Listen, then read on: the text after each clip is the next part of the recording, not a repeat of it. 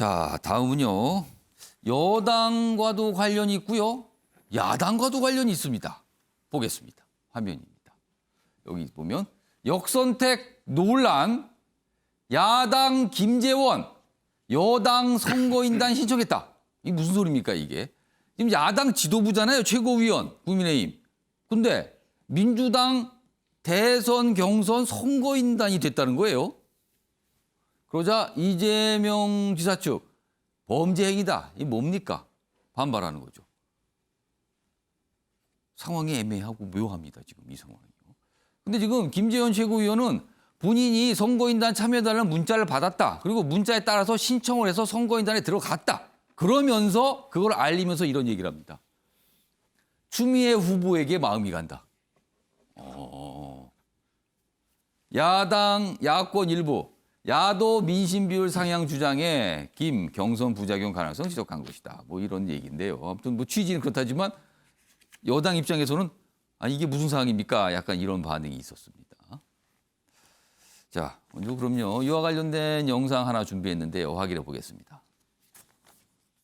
저희가 목표가 한 200만 넘게 이번에 한번 받았으면 하는 바람입니다. 국민 경선인단을. 저는 뭐 역선택하기는 쉽지 않게 될 거다 이렇게 생각합니다. 지금 여당에서 설명 있잖아요. 뭐 아무리 뭐 선거인단 커지고 해도 역선택 쉽지 않다. 과거 사례가 그랬다. 그런데 지금 야당의 지도부의 일원이 여당 경선 선거인단이 된 거예요. 투표권을 갖게 됐어요. 그래서 상황이 이상하게 된 거죠, 좀.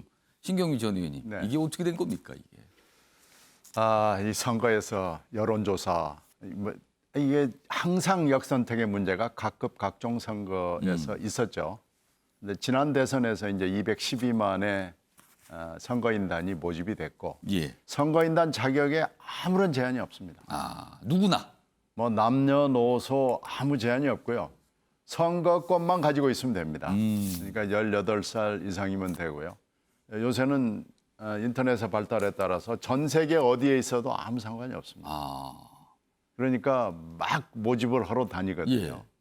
그러니까 대의원하고 권리당원하고는 이제 투표를 할 수 있게 돼 있고 예. 나머지는 뭐 하여튼 누구나 다 할 수 있게 돼 있기 때문에 지금 뭐 거의 각 캠프들이 정신없이 모집을 하러 전 세계 전국을 다니고 있거든요.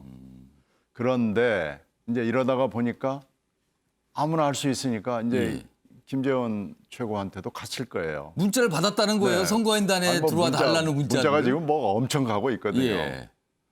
그러니까 이제 김재원 후보가 나는 추미애가 좋아. 지금 이렇게 된 거 아니겠습니까? 아, 근데 이제 또 하나 문제는 야당이 기다리고 원하고 악망하는 후보가 있을 거 아니겠습니까? 예. 근데 물론 여당 입장에서도 기다리는 야당 후보가 있습니다. 예. 그런데 이제 김재원 최고의 이 얘기는 우리는 이재명도 이낙연도 아니야. 아, 정세균도 아니야. 예.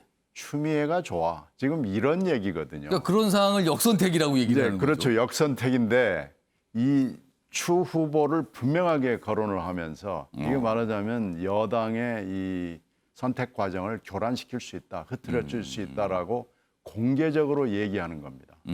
공개적으로 얘기하는 경우는 지금까지 거의 없었습니다. 그러니까 이건 지금 좀 상황이 다른 거죠. 이렇게 되면 우리 야권 지지자들이요. 예.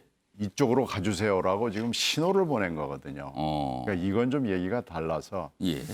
법률적으로는 문제가 없지만 정치 도의적으로는 좀 문제가 있는 발언으로 보입니다. 자기 혼자 그냥 몰래 추 후보를 찍었다 그러면 아무 문제 없죠. 근데 그걸 좀 알렸어요. 네, 예고를 한 건 셈이 됐어요. 이걸 언론에 대고 널리 홍보를 했기 때문에 야권 지지자들한테 보내는 분명한 메시지를 지금 보낸 거죠.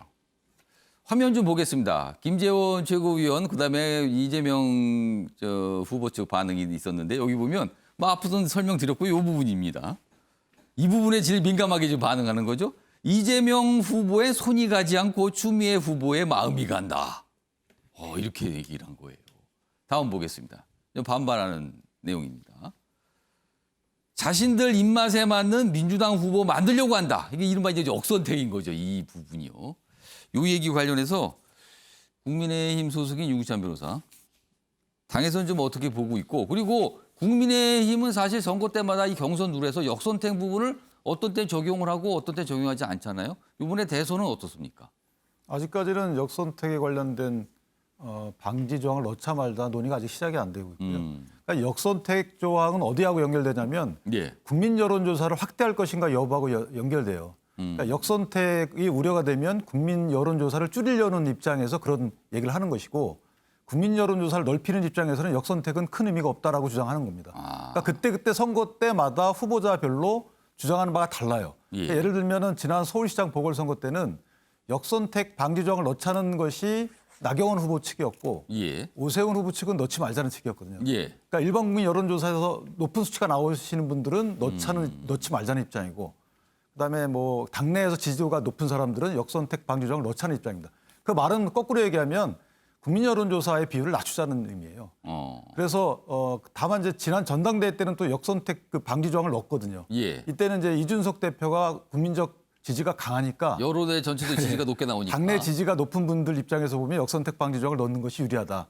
뭐 이런 이제 역학관계가 반영이 되는 건데 예. 사실은 김재원 최고의 저런 행동은 비신사적이죠. 사실은 왜냐하면 조용히 혼자 하면 몰라도 지금 민주당의 각 예비 후보자들 입장에서는 국민 경선 그 참여인단을 모집하기 위해서 굉장히 노력하고 있잖아요. 그러니까 문자 가는데 지도부 일원에서 저거를 덥석 가입한 이후에 예. 본인만 투표하면 몰라도 저렇게 공개적으로 하는 것은 아마 분명히 메시지가 있을 거예요. 본인이 하고자 하는 말이 있을 텐데 그 메시지를 내는 방식치고는 상당히 비신사적이다라는 생각이 들어서 저것은 본인이 선거인단에서 활동하지 않겠다라고 공개적으로 표시하는 것이 좋을 것 같습니다.